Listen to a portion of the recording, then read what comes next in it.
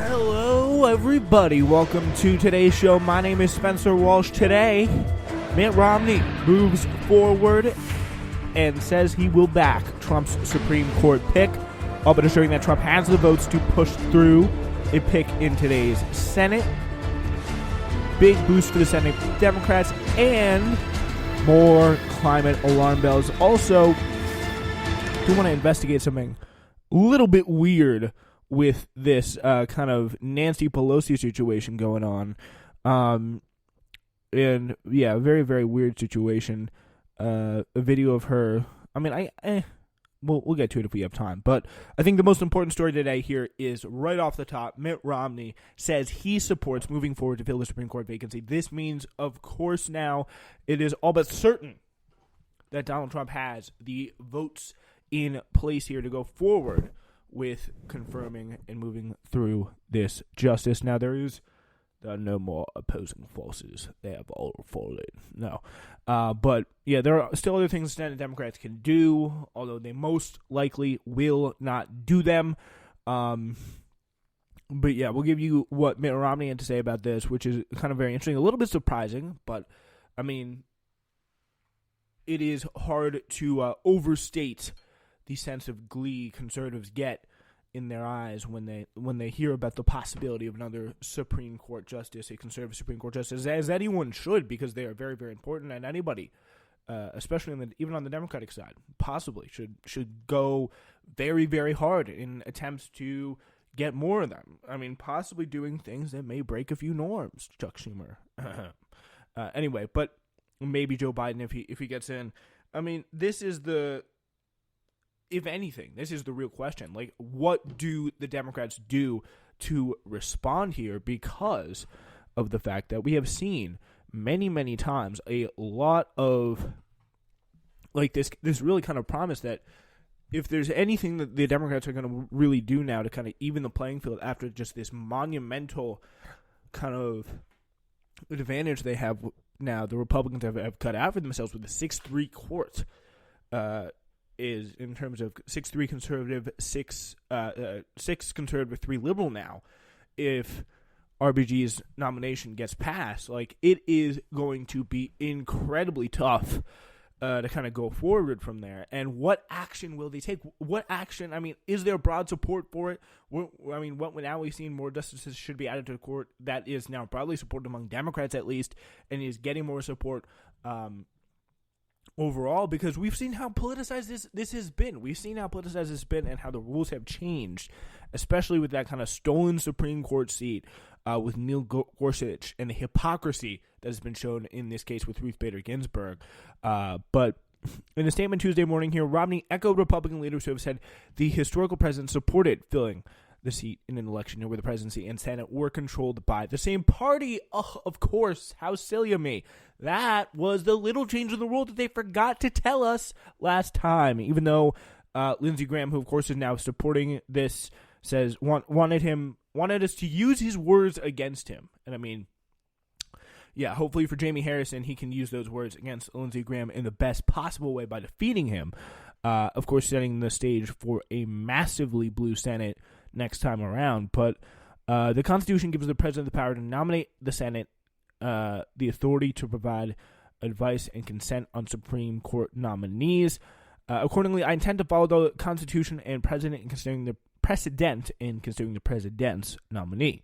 If the nominee reaches the Senate floor, I intend to vote based upon their qualifications. So it'll be interesting to see what kind of holes they can poke in the record of Amy Coney Barrett, and what procedural motions they can do, and what tacks they can take there to kind of slow down the put the greaser in the grids, grease the what's the phrase there?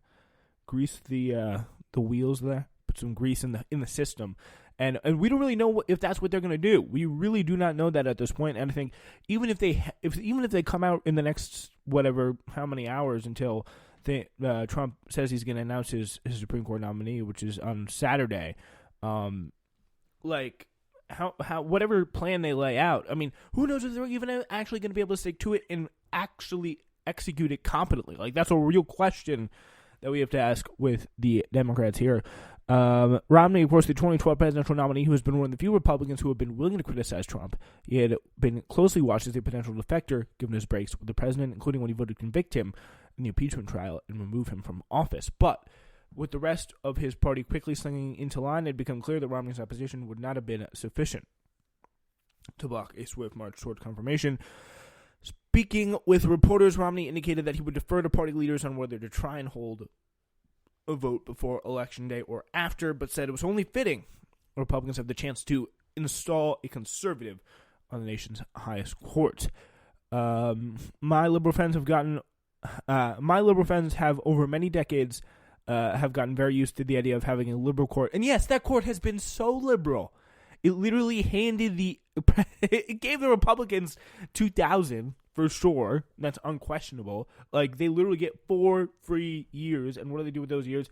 Oh, only start an illegal war. Yeah, about that. It is so funny just to think of those examples. I mean, Citizens United, like, what is that? That's overwhelming Republican legislation. I mean, especially, at least under the John Roberts tenure, and really almost everything that is of great importance to the way things actually work in this country, the Supreme Court has gone pretty conservative. So, I mean, and deregulation decisions all throughout the 80s, the 70s. I mean, it's been a real history of, like, the court may go liberal on some kind of bigger social issues like gay marriage. But when push comes to shove, this court has been proven to be conservative. It's more importantly, it's proven to be political.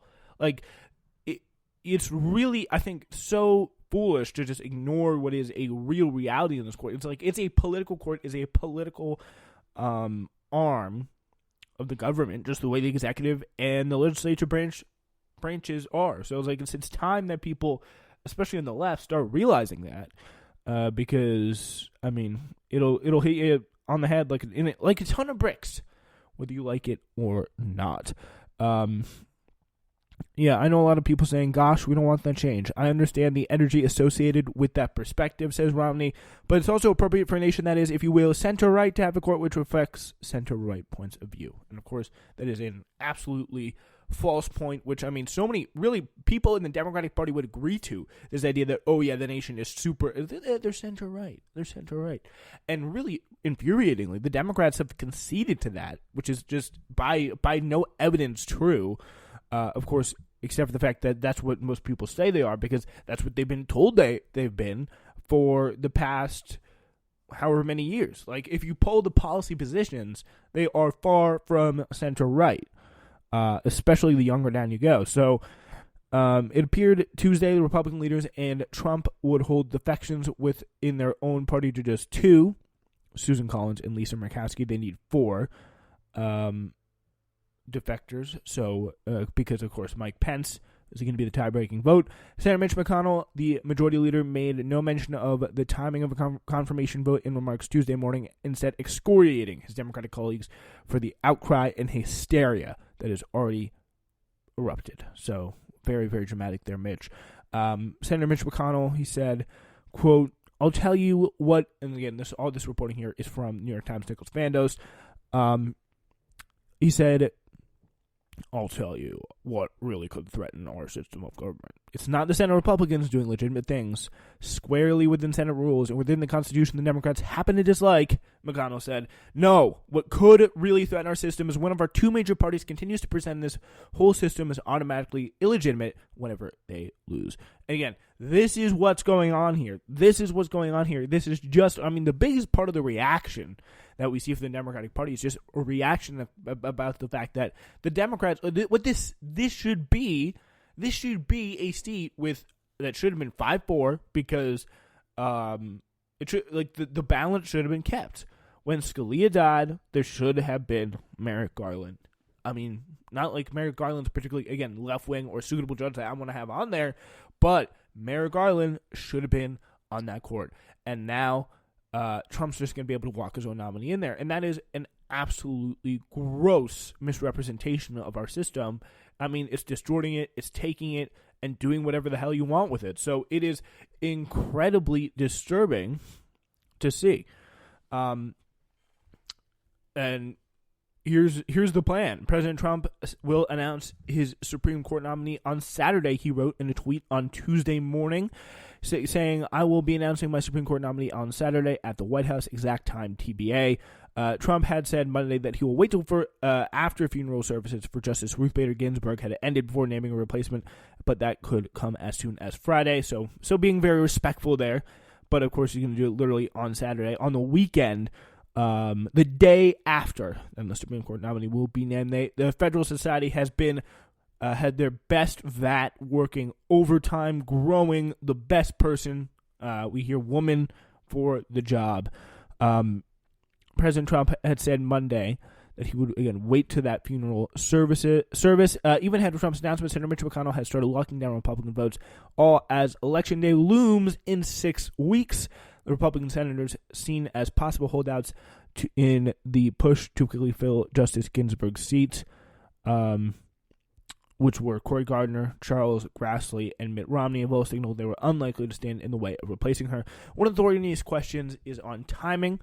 Trump himself declared there was a great deal of time before the election before departing for a campaign trip to Ohio on Monday, but notably deferred to McConnell about when any vote would be up to, when any vote would be set, saying, quote, it's up to Mitch in the Senate. Mitch has got the Senate locked down. And, I don't see Trump really being kind of a legislative leader on that front. So, I think it is going to have to be up to Mitch in the Senate there. On Tuesday, Trump suggested he might favor even a faster process, retweeting the segment from Rush Limbaugh's radio show in which the conservative host suggested it would be great if Republicans just skip committee hearings on the pick altogether. Republicans have watched Democratic Senate candidates and incumbents experiencing a tremendous outpouring of donations in recent days. We'll get to that next. Pressing through a nominee in the lead-up to the election could even further inflame Democratic grassroots and put Republican senators who will face voters in battleground states, including Gardner, Joni Ernst, and Tom Tillis of North Carolina. Senator Susan Collins, a man who's up for re-election this year, is only one of 2 Republicans who have objected to a pre-election vote, leaving McConnell with limited room to maneuver. So if any of those, he has 2 less people. He could afford to lose 4. And has now 2 less people gone, as we know. Waiting has severe risks, too, though, especially if Trump's defeated or Republicans cede their majority. So this is the incentive, right? You could say, we're going to have the confirmation vote after the election, or so after the election and in the lame duck period.